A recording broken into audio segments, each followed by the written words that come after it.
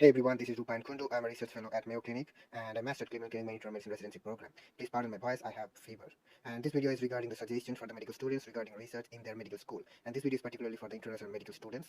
And this video is not for research fellows or the residents or clinical fellows. And usually this video is for the medical schools where the culture of research is not great or not profound. And please take these suggestions with a grain of salt. And so first of all, I'd say please keep in mind that you are here to become a doctor first, even if you have a long-term goal of becoming a physician scientist, maybe 10 to 12 years in the future. But right now you are a medical student or a recent graduate, or you will become a resident, and and the expectation from you will be to take care of the patients first. So become a doctor first and then a researcher. So keep those goals in mind.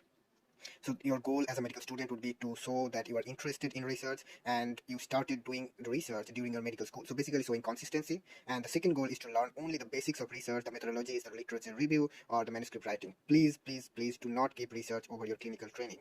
Think the 50% of the work is finding a good mentor. The problem in the medical school where the research culture is not profound, that you have to put some energy and find a good research mentor. I think even if the research culture is less, you will find some props who do research regularly and who are interested in research and whose track record is really good. So, but the problem with us as a medical student or a recent graduate and international medical school, that we believe in hierarchy so much that sometimes we don't think about our own goals and our targets. So I think please do not do that mistake and think about it as if you are recruiting.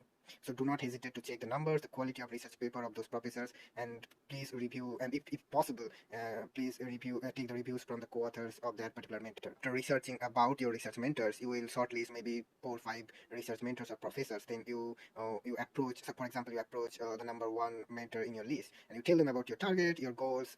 Please do not hesitate to tell them about your targets, because those are the most important thing in your life, your goals. If they agree, that's the greatest news you can have. But if they don't agree, then please don't be disheartened. Go to another professors. But your goals should be intact. Do not compromise on your goals. Now coming up with a research question. So I've seen a lot of LinkedIn, Instagram, social media posts regarding some doctors who suggest that you should approach, or a medical student should approach their mentors with their own research question. I partially agree with that statement. My mentor always said that the students or the recent graduates, we do not know the field. We do not know gastroenterology, we do not know cardiology or endocrinology in depth. So it's very hard to find out the pits in that field, which is the probable research question. So the problems with you coming up with an idea are, if the research question is not pertinent enough or feasible enough to the medical field, your research might not get published at all. And that's the most frustrating thing you can have, doing research for 6 to 8 months and not be able to publish.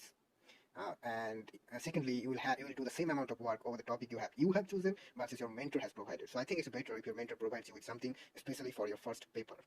And then after that, when you get to know the field, get to know what's going on, then you can have your own question or something.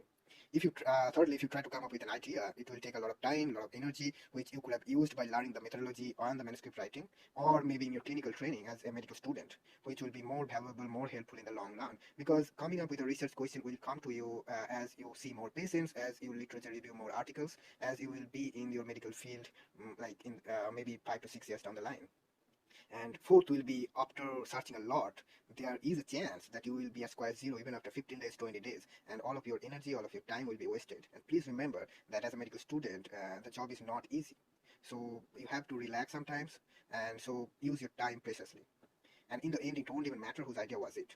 So I think next, the target of publishing. What should be your target as a medical student? I think the best would be minimum one original research paper as a first author, and you can have maximum 3 first author original research papers. And according to me, this is my understanding. Please do not try to do more than 3 first author as a student. Maybe you will be wasting time. And please take this advice with a grain of salt, and it will depend on your efficiency, your goal, and your background. And secondly, try to publish minimum 1 case report or brief reports, and maximum 2 3. Please do not go beyond 3 case reports. You don't add any kind of value in your application. And if you want to do a systematic review, I think my advice would be, if time permits, go ahead, but do not compromise on doing on your original research paper. Some of you are wondering, is this enough if you have like 2 first author original research paper and 1 case report? I would say this is enough as a first author research paper, but you can always be involved in your friends or in your mentors other studies, where you can be second author, third author, or maybe fourth author. That's it. But I think the best advice would be, please, like if you are starting research as a medical student, try to have like at least one original and one case report at your CV basically. Now, what kind of research paper do you need to publish as a medical student? Here, I'll give you some counterintuitive suggestions. I don't think as a medical student you need to publish some high quality research paper, because you have to always keep your goals in mind, that you just need to show your interest in research, and you need to know the basics of research. Based on the feasibility and your timeline, you can choose something that can be done in maximum 6 to 8 months. Please remember that time is precious, and as a medical student you are overburdened, and relaxation is very, very important. And I would suggest some observational type of studies for your first research paper, so that you can know the basics of research, you can know the field of research, and after knowing the bread and butter of research, you can go ahead with the more complex studies. And now the most important part is that you are doing research as a volunteer, and nobody's giving you time or extra time to do it as a medical student. So be efficient, be choosy. Do not take any project without prior analysis of your timeline, your feasibility. Research about your research mentor, think about your timeline, and go ahead with a research that is feasible. And my last advice would be quick to write it up, and please collaborate to have a bunch of research paper in your bag.